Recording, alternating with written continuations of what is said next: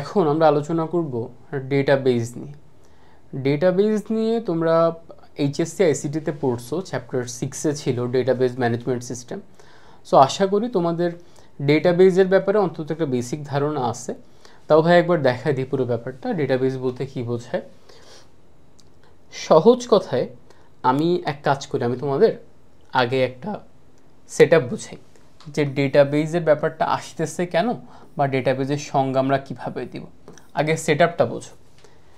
তুমি কোনো একটা রিসার্চ করতেছো, লেটস সে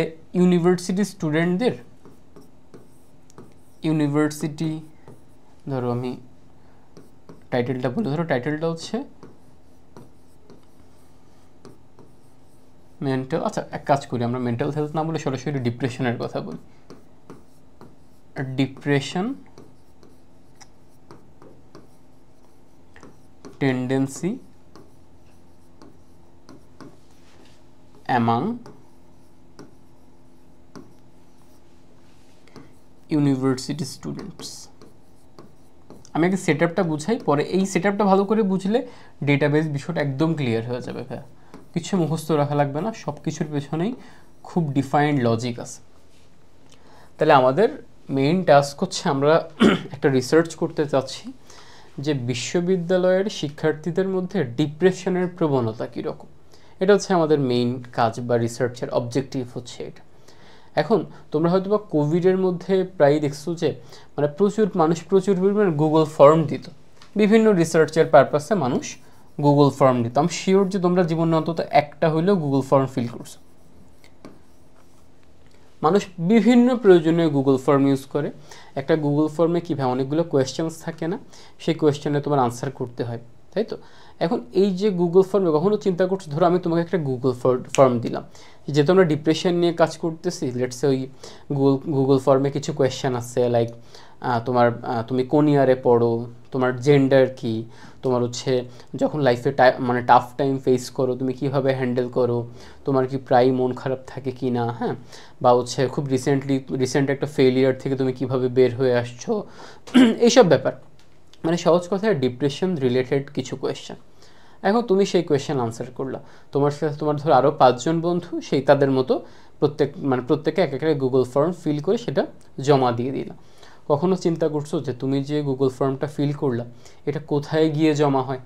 আলটিমেট কাজ তো তোমার থেকে ডেটা কালেক্ট করে তো রিসার্চ করবে, সেই ডেটা অ্যানালাইসিস করে, তাই না? কিন্তু এই ডেটার তুমি যে দিলা বা ইনফরমেশন যে দিলা, এই ইনফরমেশন কোথায় গিয়ে স্টোর হয়? এই ইনফরমেশন স্টোর হয় হচ্ছে ভাই ডেটাবেজে গিয়ে। বুঝতে পারছো? তুমি গুগল ফর্ম ফিল করে যত তথ্য দিচ্ছ সব কিছু একটা ডেটাবেজে স্টোর হয়ে যায়। ভাইয়া কিন্তু ক্লাসের শুরুতে আলোচনা করছিলাম ডেটা কালেকশন, ডেটা স্টোর করা কেন গুরুত্বপূর্ণ। এই ডেটাবেজে সব কালেক্ট হয়ে যাবে। সহজ কথায় আমি যদি তোমার আরও একটু ভালো করে বুঝাই ব্যাপারটা ডেটাবেজের, এটা যে ধরো আমাদের মোবাইলে রোম থাকে না, আমরা রোম আসলে কি কাজ করে, সেটা একটা আলটিমেটলি একটা মেমোরির মতো কাজ করে, তাই না?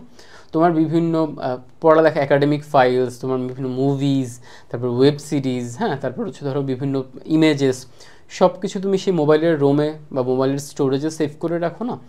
ডেটাবেজ হচ্ছে ভাই কাইন্ড অফ একটা স্টোরেজ, যে স্টোরেজের মধ্যে ডেটা স্টোর করা থাকে। এমনভাবে স্টোর করা থাকবে এত সুন্দর স্ট্রাকচার্ড ওয়েতে, যাতে করে তোমার যখন প্রয়োজন তুমি সেখান থেকে ডেটা বের করে আনতে পারবা। তাহলে তুমি যে কাজটা করতেছো, বিভিন্ন স্টুডেন্ট তোমাকে গুগল ফর্ম ফিল করে দিচ্ছে, তুমি সব কিছু আগে কোথায় রাখছো? ডেটাবেসে। কারণ প্রথম কাজ কি? আমার ডেটা স্টোর করা। এর পরের কাজ, ঠিক আছে আমি 100 জন স্টুডেন্টের থেকে ডেটা নিচ্ছি, এবার আমার কাজ হইতেছে অ্যানালাইসিস করা। তাহলে ডেটা তো আগে জমা আছে কোত্থেকে? মানে কোথাও তো জমা আছে, কোথায় জমা আছে? ডেটাবেজের মধ্যে। সেই ডেটাবেজ থেকে আমি ডেটা নিয়ে আসি। বুঝতে পারছো কিনা? অ্যানালাইসিস করার জন্য। তাহলে ডেটাবেজ কী ভাইয়া? ডেটাবেজ হচ্ছে এমন একটা স্ট্রাকচার্ড একটা স্টোরেজ, হ্যাঁ, যে স্টোরেজের মধ্যে আমরা বিভিন্ন ধরনের ডেটা স্টোর করে রাখি। শুধুমাত্র ডেটাবেজ তোমাকে ডেটা স্টোরের সুযোগ দেয় না, আরও বেশ কিছু সুযোগ আছে। এবার তুমি কি করলা? ধরো তুমি 3 দিন ধরে ডেটা কালেক্ট করলা, এই যে ডিপ্রেশনের ডেটা তুমি 3 দিন ধরে কালেক্ট করলা। এবার প্রথম দিন ধরো 20 জন স্টুডেন্ট ডেটা দিল, তাহলে 20 জন স্টুডেন্টের যে গুগল ফর্মের ডেটা সব কিছু সেভ হয়ে গেল ডেটাবেজে, ক্লিয়ার কি না? এবার ডে 2তে ধরো 35 জন ডেটা দিল, তাহলে এখন কি আর ডেটাবেজ আগের মতো আছে? আপডেট হয়ে গেছে না? কারণ এখন আরও 35 জন স্টুডেন্টের ডেটা ইনক্লুড হয়েছে। আগে 20 জনের ছিল, এখন সেটা আপডেট হয়ে কতজনের হয়ে গেছে? 55 জনের, মানে 20 যোগ 35 55। ডে 3তে ধরো লেটসে আরও 40 জন দিল, তাহলে 55 আর 40 হচ্ছে 95।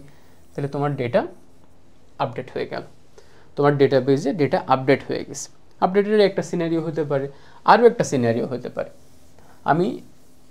আগে আমরা বুঝি যে ডেটাবেজ কি করতেছে, তাহলে একটা জিনিস আমরা বুঝে গেছি কিন্তু ভাই, ডেটাবেজ ডেটা স্টোর করতেছে, ডেটা স্টোর করতেছে, এতটুকু তো বুঝতে পারছি। আর কি কি কাজ ডেটাবেজের সেটা নিয়ে আমরা এখন আলোচনা করব। ডেটাবেজ তোমাকে আর কি কি ফ্যাসিলিটি প্রোভাইড করে? তোমার কাছে একটা ডেটা সেট আছে। By the way, data set ব্যাপারটা যদি তুমি না বোঝো, আমি একটু ছোট্ট করে বুঝাই দিই। ডেটা সেট হচ্ছে ভাইয়া এমন একটা টেবিল, যে টেবিলের মধ্যে এক বা একাধিক চলক থাকবে এবং প্রত্যেকটা চলকের নির্দিষ্ট কিছু মান থাকবে। এই একটা টেবিল, টেবিলটা ধরো আমি দুইটা ভ্যারিয়েবল নিব, একটা হচ্ছে আমার স্টুডেন্টের নাম, আর একটা নিব সে পরীক্ষায় কত মার্কস পাইছে।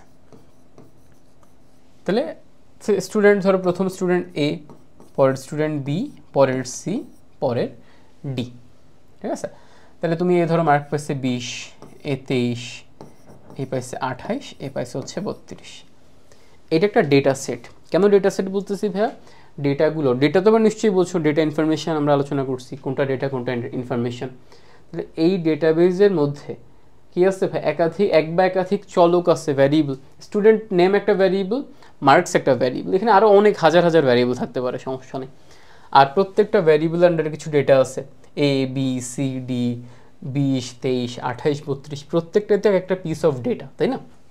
আচ্ছা, তাহলে তুমি এই যে তোমার স্টুডেন্টের যে মার্কগুলো আছে, এগুলো স্টোর করে রাখবা। কোথায় স্টোর করে রাখবা ভাইয়া? আশা করি বুঝতে পারছো, স্টোর করে রাখবা ডেটাবেজে। কারণ ডেটাবেজ তোমাকে কোন ফ্যাসিলিটি দেয়? ডেটা স্টোর করে রাখার। এর পরের কাজ হচ্ছে, তুমি তো আচ্ছা ঠিক আছে, স্টুডেন্ট তো আরও একজন আছে, তুমি তার তো ধরো প্রথম দিন তুমি ভুলে আরও একজন স্টুডেন্ট ছিল, তার মার্ক অ্যাড করতে ভুলে গেছো তুমি। পরে যদি তোমার মনে পড়ছে, ও আচ্ছা স্টুডেন্ট তো আরও একজন ছিল, স্টুডেন্ট ই, তার নাম্বারটা অ্যাড করে দিই। তাহলে আগে যেখানে ডেটাবেজে ভাইয়া ডি মানে ডি স্টুডেন্ট পর্যন্ত ডেটা স্টোর হয়েছিল, যেই তুমি নতুন ডেটা দিলা, তাহলে ডেটাবেজটা কী হয়ে গেল? আপডেট হয়ে গেল। ডেটাবেজটা আপডেট হয়ে গেল। এখন যে নতুন তোমার ডেটা সেটটা, তার মধ্যে স্টুডেন্ট ই সহ আছে। তাহলে বুঝতে পারছো ভাই, ডেটার মধ্যে তুমি মানে ডেটা সেটের মধ্যে ডেটাবেজ দিয়ে তুমি কী করতে পারতেছো? তুমি কিন্তু ডেটা আপডেটও করতে পারতেছো। তাহলে একটা ব্যাপার গেল আমাদের ডেটা স্টোর করা, একটা হচ্ছে আপডেট করা। এছাড়া আরও কিছু অপারেশন আছে, আমরা দেখব। বাট পুরো ফিগারটা বুঝতে পারছো কিনা, পুরো সিনারিওটা বুঝতে পারছো কিনা? এবার ওই যে ডিপ্রেশনের রিসার্চের কথাটা বললাম, এই একটা ছোট্ট ডেটা সেট লিখলাম, এইখান থেকে আমরা ডেফিনেশনে যাব। কোনো কিছু আমরা মুখস্থ করব না। ডেটাবেজ হলো এমন একটি সুসংগঠিত তথ্য সংগ্রহশালা। এটা কি করে ভাইয়া? ডেটা স্টোর করে। এটা নিয়ে তো ভাইয়া এতক্ষণ আলোচনা করতেছিলাম। সে তথ্য সংগ্রহশালা, ঠিক আছে? মানে মেইনলি সে কী করে? এখানে সে দক্ষতার সাথে ডেটা সংরক্ষণ, মানে ডেটা সেভ করে রাখে, ডেটা স্টোর করে রাখে।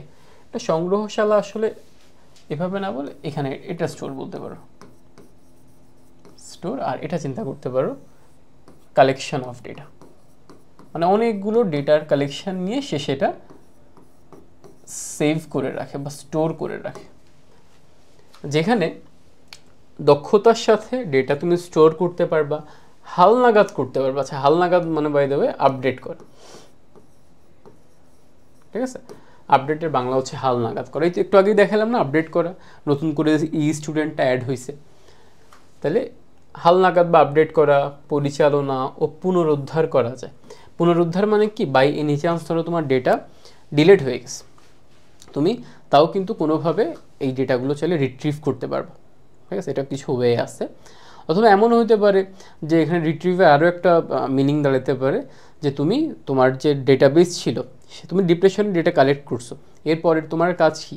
ওই ডেটাবেস থেকে এনে অ্যানালাইসিস করা। সো ওইটাও কাইন্ড অফ রিট্রিভের একটা সিমিলার অর্থ প্রকাশ করে।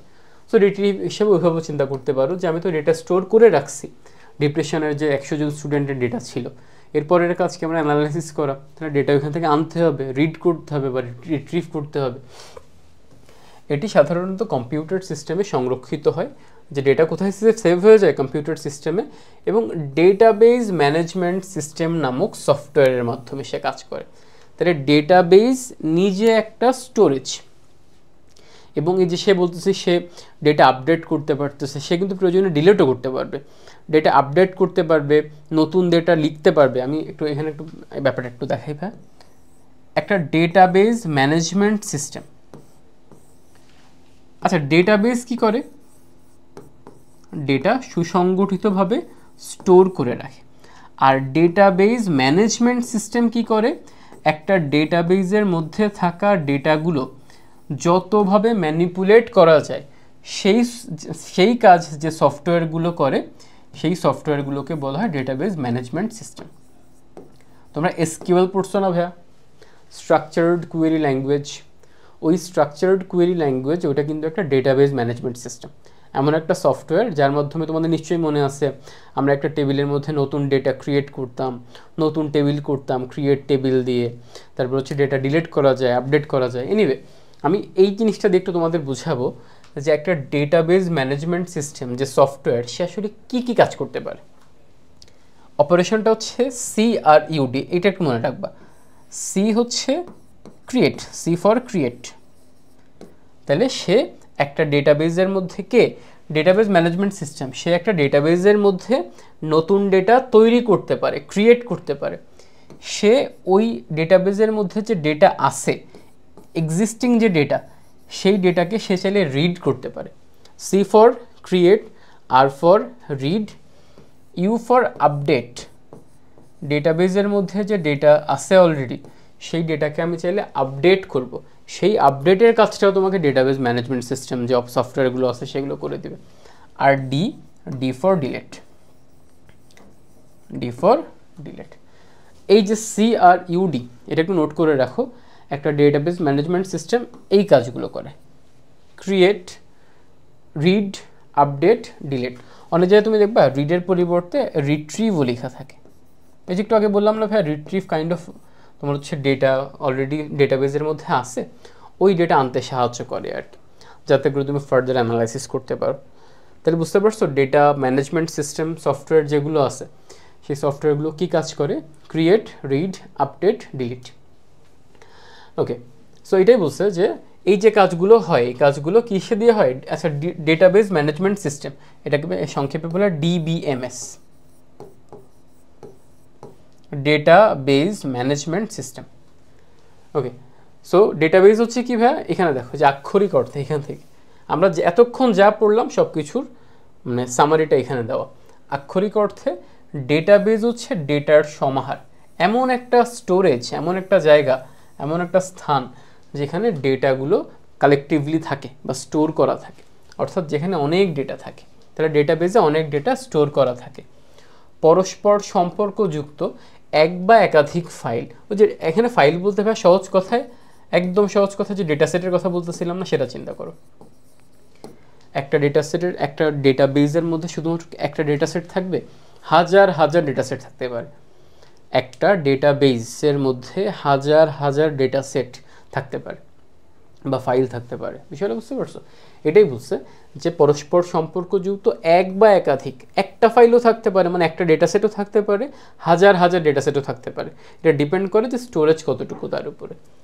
বা ডেটা টেবিলের সমষ্টি, এই যে ডেটা টেবিল বা ডেটা সেট একই কথা, সমষ্টিকে ডেটাবেজ বলা হয়। তাহলে এইখানে হচ্ছে তোমার ডেটাবেজের, আমি জাস্ট সব কিছু একটু মুছে দিই, এটা বেশি ক্লামজি হয়ে গেছে।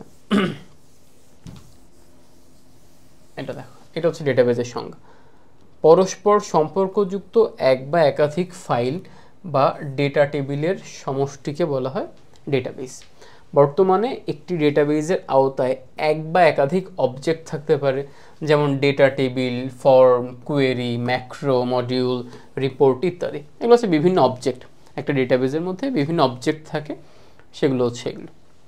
ওকে, এরপর ডেটাবেজের ধরন বা প্রকারভেদ, টাইপস অফ ডেটাবেস।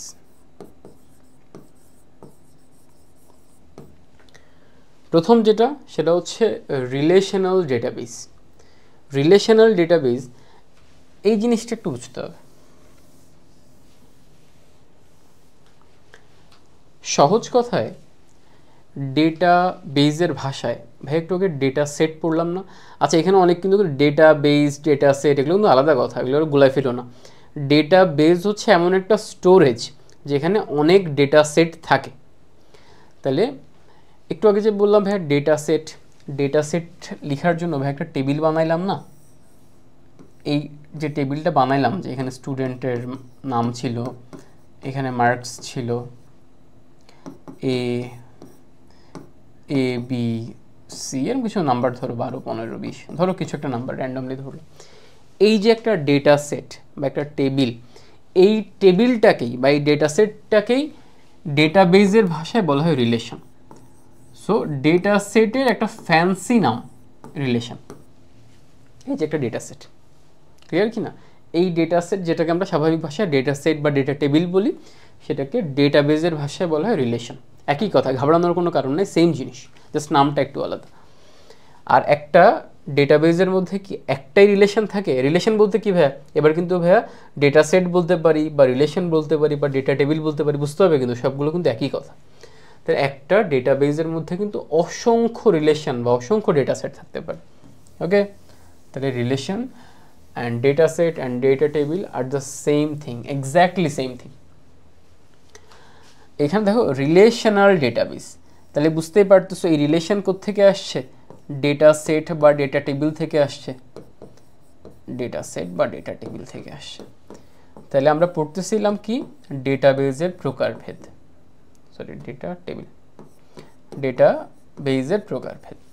তাহলে সহজ কথায় যদি ডেটাবেসটা এমন হয়, এমন একটা স্টোরেজ হয় যেখানে যত ডেটা আছে সব টেবিলের ফর্মে আছে, মানে সব ডেটা সেট আছে। ডেটাবেসটা যদি এমন হয় যে সেখানে যত ডেটা আছে সব কিছু একটা ডেটা সেট বা রিলেশন বা ডেটা টেবিলের ফর্মে আছে, হোক 2টা 5টা 10টা 20টা 100টা, যতগুলোই হোক না কেন, বাট যা কিছু আছে সব কিছু ট্যাবুলার ফর্মে আছে, সবগুলো টেবিলের ফর্মে বা রিলেশন আকারে আছে। ঠিক আছে, এখানে তোমার এমন না যে তোমার এখানে কিছু টেক্সট আছে, র্যান্ডম কিছু টেক্সট 5 10, হ্যাঁ, বা কোনো ছবি আছে বা কোনো ভিডিও আছে, এমন না। কিন্তু প্রত্যেকটা ডেটা একটা প্রপার টেবিলের মধ্যে আছে, একটা ডেটা সেটের মধ্যে আছে। এরকম ডেটা যেখানে স্টোর করা থাকে, যেখানে সবগুলো ডেটাই কি, সবগুলো ডেটা হচ্ছে ডেটা সেট বা রিলেশন বা ডেটা টেবিল, সেই ধরনের ডেটা সেটকে আমরা, ডেটাবেসকে আমরা বলি রিলেশনাল ডেটাবেস। এটা হচ্ছে একটা রিলেশনাল ডেটাবেসের উদাহরণ, যেখানে 2টা 5টা 4টা 10টা যাই থাকুক না কেন সব কিছু কিসের ফর্মে ভাইয়া? রিলেশনের ফর্মে। এখানেই তাই বলা আছে, দেখো যে ডেটাবেসে ডেটা টেবিল আকারে ডেটা সংরক্ষিত হয়। ডেটা টেবিল মানে কি? ডেটা সেট, ডেটা সেট মানে কি? রিলেশন। ক্লিয়ার কি না? আচ্ছা, এর কিছু উদাহরণ দেওয়া আছে। MySQL, এসকিউএল নিয়ে তোমরা আসলে বেশি কাজ করছো ডেটাবেস ম্যানেজমেন্ট সিস্টেমে, মানে আইসিটিতে। সো এসকিউএল তোমাদের সাথে পরিচিত, স্ট্রাকচার্ড কোয়েরি ল্যাঙ্গুয়েজ।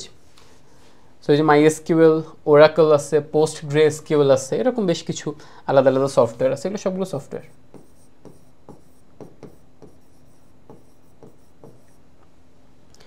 এরপর অবজেক্ট ওরিয়েন্টেড ডেটাবেস আছে, এটা তোমাদের কাছে অতটা ইম্পর্টেন্ট নয় জিনিসটা, জাস্ট একটু জেনে রাখো যে আরও একটা টাইপের ডেটাবেস আছে, সেই ডেটাবেসের নাম হচ্ছে অবজেক্ট ওরিয়েন্টেড ডেটাবেস। অবজেক্টের মাধ্যমে যেখানে ডেটা সংরক্ষণ করা হয় সেটা হচ্ছে অবজেক্ট ওরিয়েন্টেড ডেটাবেস। এবার অবজেক্ট বিষয়টা কী ভাইয়া? অবজেক্ট বিষয়টা আমি খুব বেশি গভীরে যাব না, কারণ অবজেক্টিভ বুঝাইতে তোমাদের অন্য একটা কনসেপ্ট বোঝানো লাগবে, একটা অ্যাডভান্স কনসেপ্ট। সেই কনসেপ্টটার নাম হচ্ছে অবজেক্ট ওরিয়েন্টেড প্রোগ্রামিং। তোমরা হয়তো অনেকে নাম শুনছো বা অনেকে নাম শোনো নাই, বাট এটা প্রোগ্রামিংয়ের খুব গুরুত্বপূর্ণ একটা জিনিস। বাট আইসিটির পার্সপেক্টিভে চিন্তা করলে এগুলো জীবনেও আসবে না। অবজেক্ট ওরিয়েন্টেড প্রোগ্রামিং ব্যাকে সংক্ষেপে বলে উপ, OP, এই যে অবজেক্ট ও ওরিয়েন্টেডের ও প্রোগ্রামিংয়ের পি। এই অবজেক্ট জিনিসটাকে আমি জাস্ট তোমার একটু বুঝাই বলি একদম সহজ ভাষায়, মানে যতটুকু টেকনিক্যাল টার্ম ইউজ না করে পারা যায়। অবজেক্ট হচ্ছে কোনো কিছুর বৈশিষ্ট্য। জাস্ট আপাতত এতটুকু বোঝো, ঠিক আছে? এটা আসলে কোনো কিছুর বৈশিষ্ট্য। এর চেয়ে ডিপে যেতে গেলে তোমাদের ক্লাস বোঝানো লাগবে। এর চেয়ে দেখো, এই মানে বললাম না ভাইয়া, অবজেক্ট ওরিয়েন্টেড প্রোগ্রামিং, এর মধ্যে অনেকগুলো কনসেপ্ট আছে। একটা আছে অবজেক্ট, ক্লাস, একটা আছে এনক্যাপসুলেশন,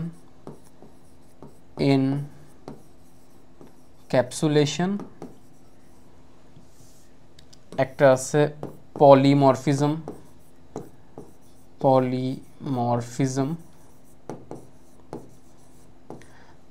আর একটা আছে হচ্ছে তোমার ইনহেরিটেন্স।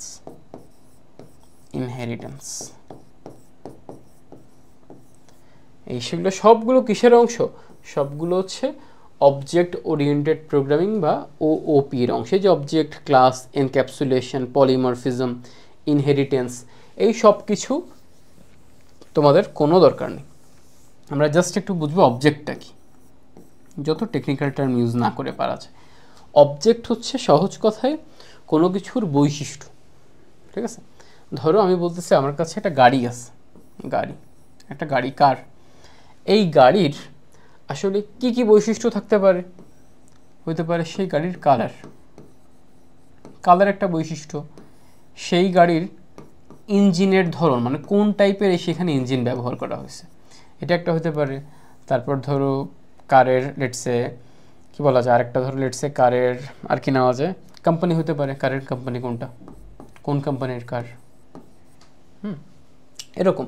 বা সেটা হতে পারে সেটার ধরো জ্বালানি, সেটা কি ডিজেলে চলে নাকি সেটা অকটেনে চলে নাকি টেসলার মতো ইলেকট্রিক কার, এরকম আর কি। তার ফুয়েল টাইপ, সে কোন জ্বালানিতে আসলে চলে। তাহলে এই কারের এই প্রত্যেকটা জিনিস হচ্ছে কার। এখানে হচ্ছে কার হচ্ছে ক্লাস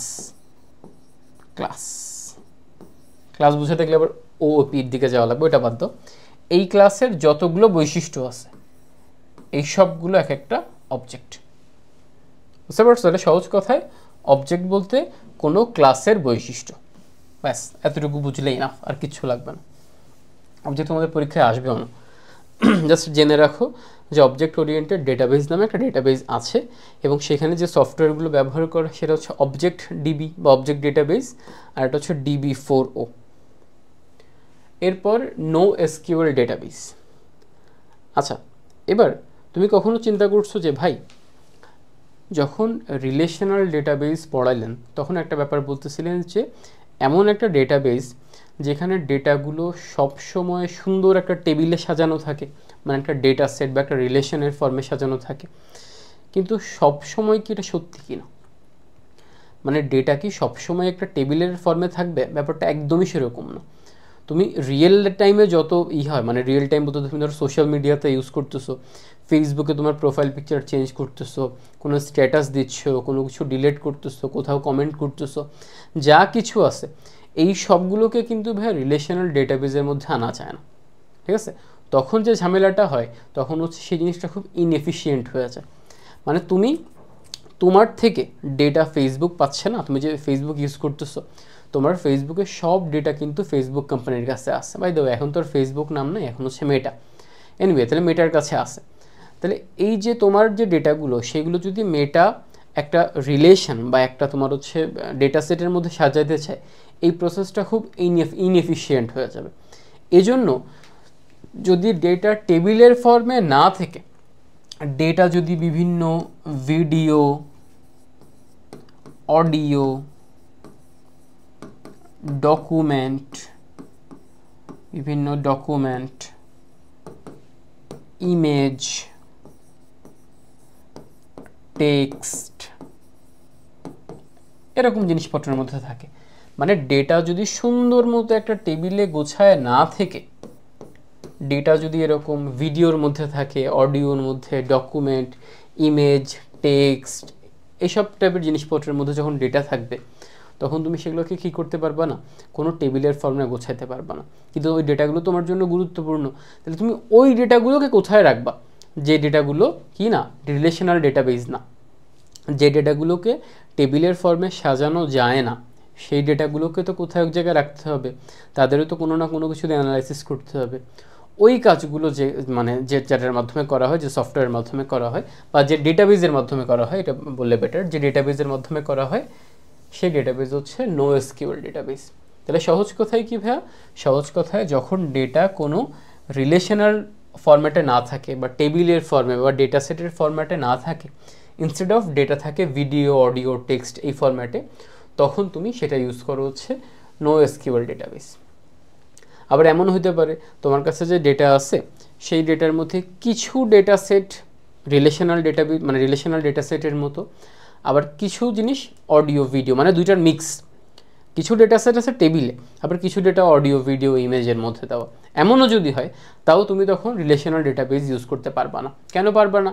কারণ রিলেশনাল ডেটাবেজ শুধুমাত্র স্টোর করে রাখে কি রিলেশনাল যে ডেটা সেটগুলো আছে সেইগুলো, এছাড়া তো সে কোনো ডেটা সেট স্টোর করতে পারবে না। তাহলে ওই সকল সিনারিওতে যখন ডেটা সেট আমার টেবিলের সুন্দর মতো গোছানো নাই, কোনো সুসংগঠিত নাই, অথবা তোমার হচ্ছে কিছু টেবিল, কিছু ডেটা ভিডিওর মধ্যে, কিছু ডেটা ইমেজের মধ্যে, এমন যদি হয়, মানে মিক্সচার যদি থাকে, তখন তুমি ইউজ করবা হচ্ছে NoSQL ডেটাবেজ। এখানে দেখো অসংগঠিত, এই অসংগঠিত ডেটা মানে কোন ডেটা? ওই যে ভিডিও, অডিও, ইমেজ থেকে যে ডেটা আসতেছে, বা অর্ধ সংগঠিত মানে মিক্সচার, কিছু টেবিলও আছে, কিছু ডেটা আবার অডিও, ভিডিওতে আছে। এমন সকল ডেটা তুমি স্টোর করে রাখবা হচ্ছে NoSQL ডেটাবেজে।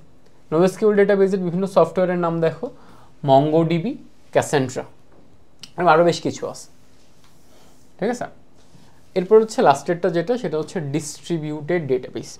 এটা সহজ কথায় ধরো তুমি একটা কোম্পানি চালাও, তুমি একটা কোম্পানির ওনার, সেটা ধরো বিশাল একটা কোম্পানি, যেটা তোমার কোম্পানির নাম হচ্ছে ABC।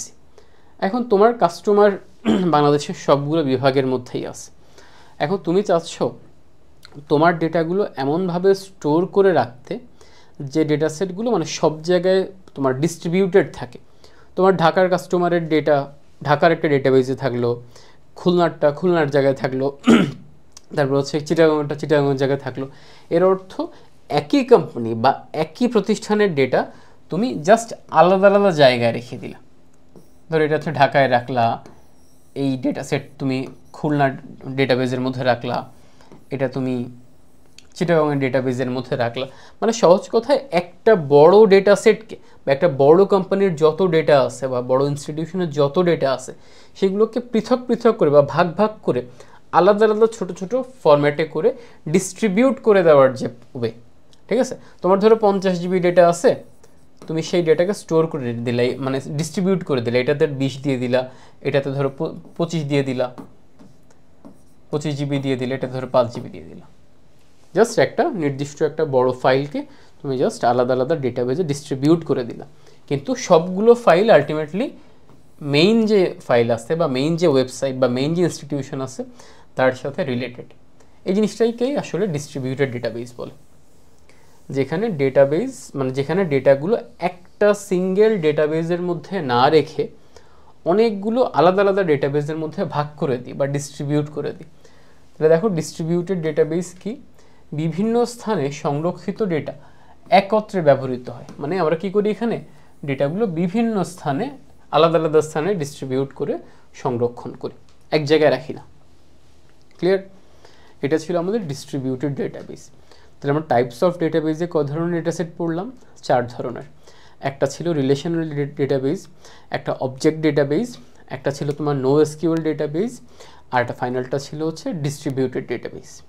আশা করি ডেটাবেজ কি এবং ডেটাবেজের আসলে মানে কি কি অংশ আছে বা কি কি টাইপের ডেটাবেজ আছে এগুলো তোমরা বুঝতে পারছো।